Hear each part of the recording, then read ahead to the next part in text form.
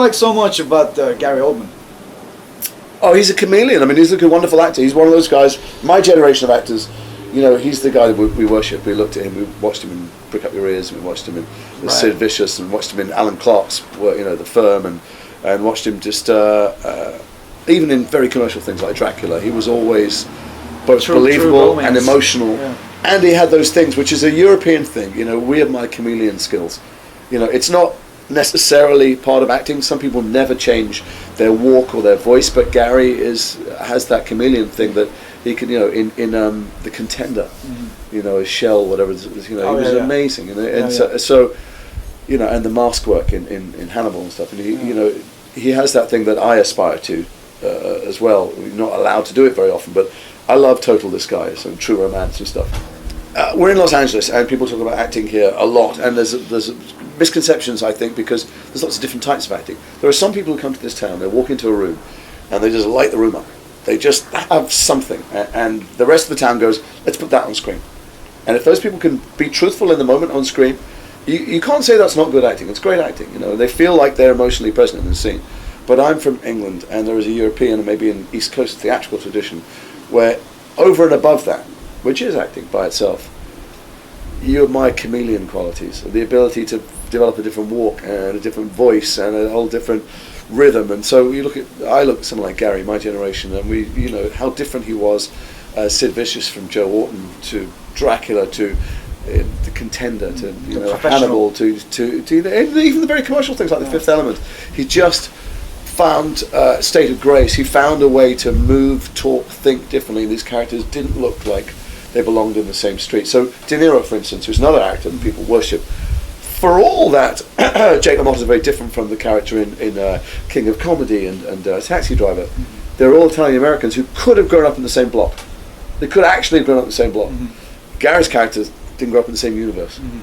So I admire that about him, and you know, I saw a lot of his early work. I saw him on stage as well, and he's just a master of the craft, as well as being always emotionally present and finding something emotional even in the things that don't necessarily lend themselves to it. He was even in a Mike Leigh film really early. Yeah, I know he was in a Mike Leigh film, he was in an Alan Clark film. By the way, he's a brilliant director. You know, I work with No by Mouth was amazing. No by Mouth is a stunning film, and I work with him. I don't know if you'll ever see this, what we're doing now, but when we worked together on Harry Potter, I begged him, as I'm sure many other people have, to direct another film. Now, No by Mouth was very personal for him, and maybe he doesn't feel like he has a personal story to tell, but even if it's impersonal, he's got a gift of storytelling behind or in front of the camera that is that's incredibly powerful and specific. Do you want to direct? Yeah, well, I think I do. You know, I have a lot of friends who are directors who spend a lot of time developing things that don't happen, and I have this machine of children and a wife and a life that needs paying for, and I can't really afford to spend years not earning any money. Also, I'm a bit of a perfectionist, and I don't want to go to people and try and raise money to persuade them to pay me to have a big train set. I want to tell a story. If it's a story I really think I can tell well, better than other people, or at least as well as other people. So I might wait my entire life for the right project. But might be a good place for you to sort of, I wouldn't say get some experience, because Awake is a huge TV show, but to start... To direct, yeah, I always thought I'd direct some of Brotherhood. I always thought I'd direct some of Awake, but I'll tell you something. I go to work on Awake when we're shooting at 5 in the morning, and I come back sometimes at 11 or 12 at night, you know, and I can barely pour myself over the front door. How on earth I would direct an episode of it, I can't imagine, since I'm in pretty much every scene, and I spend a lot of time talking to and engaging with the writers as well. I don't know how I do prep and how I do post. I'm going to go back and do some Case Histories, which is the British show on PBS recently. I was thinking of asking to direct that, but I'm pretty much in every scene of that too, and I think I might that coming wait. Back? Well, it might come back if I find the time. The BBC would like to do it again. It was very popular in England. I loved doing it. Something about that character, it just sometimes things work. Sometimes you get all the elements together and it looks like it should work and it doesn't. And sometimes the most unpromising things that seem relatively, you know, prosaic and genre-based work. And something about Case Histories just worked. It just lifted itself above all of its constituent elements, and it really, everybody watched it, loved it, and I loved making it. And oddly, I loved watching it, and I never liked watching myself. So I'm going to try and make more. The BBC would like to make more. They paid for some really good scripts. I don't know what will happen with Awaken when I fit it in, but yeah. So I'd like to direct, but I'm trying to find the thing to direct that I can believe when I sit and look at people's faces and go, I'm the right guy to direct this. or else I should let people who are better than me do it. Would you could say Patriot was the big break? I know you'd worked a lot before, but that really. was that something that... It was a great job, but you know, it would have been the big break had I accepted any of the offers that came my way afterwards to play big Hollywood villains. I was offered for the next couple of years. I was offered giant. You played a transvestite, right? I went off to play a transvestite. Then I did a play upstairs at the Royal Court in England about Northern Ireland. I did a British television thing, and so it would have been a big break had I capitalised on it by making tons of money and doing lots of bad guys. But I didn't. So then you know, a few years later, Black Hole Down came along, and then the Harry Potter films came along and stuff. So, you know, I've gone from break to break to break. I basically I stumble forward and try and do the next. So it's not thing. a regret. It's meant to be that way. No, I mean, it's, you know, when sometimes I think I'd like to have shitloads of money. Very briefly, I think, well, God, think about all that money I was offered back then. I never really regret it. It never takes hold of me, no, because I've got 2 kids who love me and they're healthy. Yeah. Frankly, everything else is gravy. With Harry Potter, you've said to me, because I asked you, oh, you know, you did what, 4 out of 6 of them? Do you know, I'm not sure. Yeah. I did 2, 4, 5, 7 and 8, so I did 5 of them. Okay. Although the last 2 shot as one. And I think I did something like, wow, you must have made tons of money off of it. And then you're like, not really. It's just an opportunity to work with all these great actors. Was that how it was? It was basically the top... It's a funny thing. People think because it's a giant film franchise and it took billions of dollars that was shared out. Everyone gathered around like after a bank robbery and went, here you go, here's your pile. And so that's not the way it works. You know, we're paid. Of course, we're paid nicely and well. But you know, I had very little to do in it, and they pay you proportionally to how much you do in the film. It wasn't a job for money, it was a job for love, frankly. I mean, you know, those stories are worshipped, those books are worshipped, and then they did this amazing thing that they didn't manage to drop the ball. They made films out of these books, which are sacred texts that are just as adored by the fans of the books and people who've never read the books all over the world, in every corner of the world. And to be part of that, you know, I sound like an evangelist, but it's such a privilege because you go places and you see how people who watch the films, they went and read the books, for instance. So it's ignited a love of literature in people, but also it's touched every culture in the world. And to go places, you know, I get it in England why people love it, and even in America. It's an English boarding school story combined with magic and friendships. But to go places where there's not one thing in common with the culture, where they're living in caves or skyscrapers, and you know, in Shanghai or whatever, and to meet those people and find that they also felt those stories were incredibly personal to them and resonated with them. I don't know. There's something about the power, even the magic of storytelling that sometimes just defies logic and deconstruction. And for me, you know, like I told you, I'm a huge fan of Gary Oldman. To sit on set when you're waiting in one of these giant special effects movies and nothing's going on for the next 6 hours because it's raining or they're fixing a light, and to listen to Maggie Smith tell stories, to Alan Rickman tell stories, to Michael Gambon, and the late great Richard Harris, and Bill Nye, and Jim Broadbent, and Emma Thompson, and, you know, like it just, the list goes on and on. I'd look around and I'd go, I cannot believe that these are my work colleagues. You know, I let the rain go on for months. It's a dream team kind of, you know what I mean? It was fantastic. Yeah. And then the work, what was odd about Harry Potter is you sit around these amazing people and you go, but let's face it, we're dressed as wizards. And then they call action, and the work didn't slack off. You know, it wasn't like we were doing some kind of medieval romp. I mean, when they called action, the first time I was on set with Richard Harris, the first scene that I did, he scared the living shit out of me as Dumbledore. You know, nobody took the work lightly at all. We tried to make it as rich and complex as we could. Which one was your favourite in your participation? I think, I don't know, you know, I loved working with David Yates. He's one of the nicest men in show business. He directed the last 4 of them, and it gave the lie to the notion that people need to scream on a set or behave badly. There were thousands of people working on this film, and he made everybody feel like they were collaborating. I mean, everybody felt like they were part of it. No one felt like they were being directed or dictated to.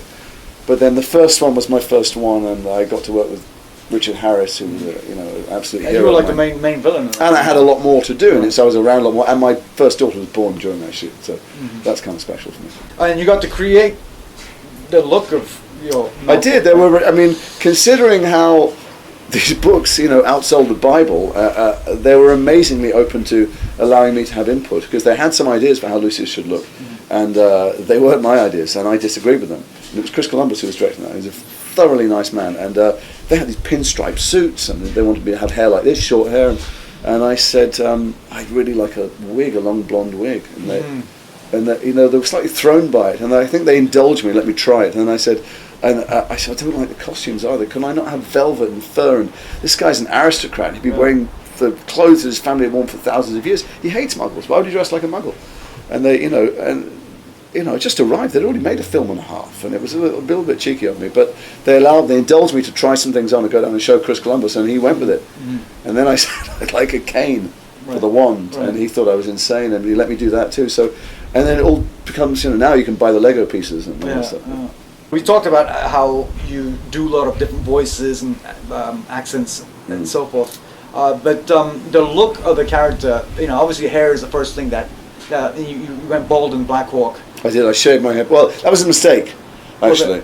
We went and trained with the Rangers, and they have what's called a high and tight. A high and tight is like a military haircut, but actually higher and higher at the back. So there's like a little bit of, like De Niro has in Taxi Driver, but a little. They have a teeny strip. Oh, okay, yeah. That was a little strip. The Rangers. It's what marks them apart across the back. Like a thick mohawk, kind of. Yeah, but a little flat one. Yeah. And so I was, just touching mine up the night before we were going to shoot in the hotel room with my Mac razor at the side and trying. I just went a bit high one side. When you cut your hair a bit, the sideburns a bit short this side. It was a bit high, so I went a bit high the other side. I had a mirror. I tried to at the back. And all of a sudden, I had a little goatee on the top of my head, and I thought, oh fuck it, and I shaved it off. And I remember going to the set and Ridley going, "What's that?" I said, I said that they have to have these high tights, Ridley, but they're also allowed to be pretty bald. He went, "Are they?" And I said, "Yeah." And he goes, "Is that how you're going to wear it?" And I went, "Well, I don't have any choice." And he went, "All right, fine, let's do that then." Thank God, because it worked for a character, though, didn't it? Well, it was like, I'll tell you what, the guy I was playing, Mike Steele, I did as much research as I could. He's well documented in the book, and also we hung out with the soldiers who had survived that night in Mogadishu, and they described him to me, and he was not the most popular man in the world, but he was known as the White Rhino. He was a giant guy, being a linebacker in college. He was a huge football playing guy. He used to walk around naked all the time. Very, very muscular. He used to wrestle people to the ground all the time, arm wrestle people, a bit of a physical presence. Some people even said a bit of a bully. In fact, I kept meeting people. They go, "Who are you playing?" And I go, "I'm playing Mike Steele." They go, "You're playing the White Rhino? You were playing the White?" And I go, "I know. He was 7 foot tall, don't I?" So, shaving my head went some small way to try and be physically intimidating. Right. As best as I could do. That guy that makes fun of you, Danny Hawk.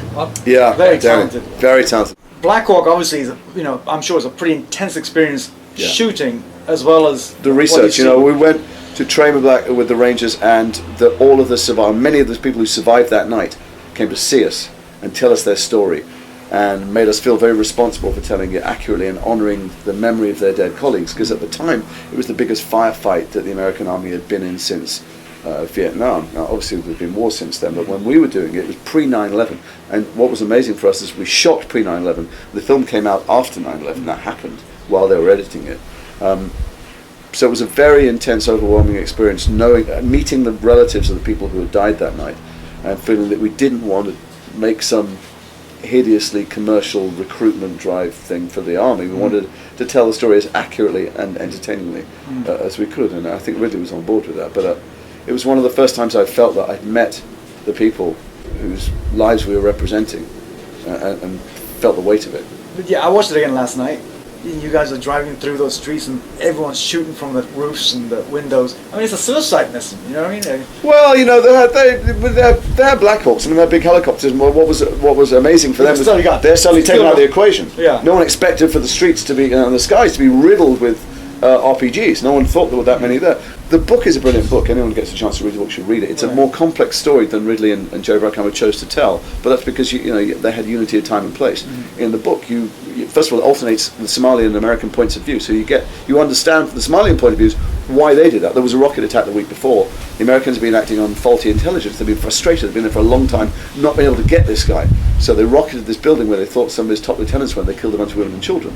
So there was tremendous anger in Mogadishu that night. So a lot of people who were not part of IDID's group or tribe at all, just everybody had an AK-47. They cost nothing. Everybody had one. Everyone's got a weapon there. So they all came out to try and give the Americans a black eye.